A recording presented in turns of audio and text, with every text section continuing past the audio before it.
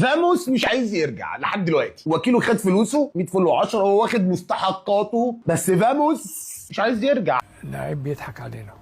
ليه بقى؟ لان هو يعني انا عمري ما شفت لعيب بيعيط.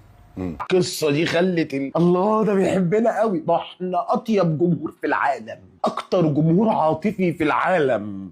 يعني هو جه في وقت من الاوقات عيط عشان ما اعرفش مين عمل له ايه وبتاع والكلام ده كله.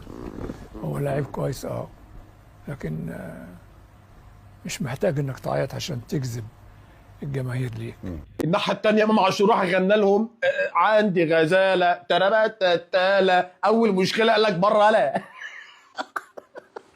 مشكله بره لا، ده صدعنا. خلي بالك برضه جمهور الاهلي يتخاف منه اللي ما عندهمش عزيز ولا غالي، خلي بالك احنا طيبين. بزيرة راجع، بزيرة راجع، بزيرة راجع، بزيرة راجع، زيرة راجع. سمعنا يا ام القدوته. ومن ال2 سم وربع ده بنتواصل معاه واتفقنا معاه، دفعنا الفلوس لوكيله، بنكلمه تاني يوم بقى عشان نتفق على ميعاد العوده، ما بيردش. هل ده كلامي؟ ده كلام احد اثقل الاعلاميين في مصر، كلام المحمود.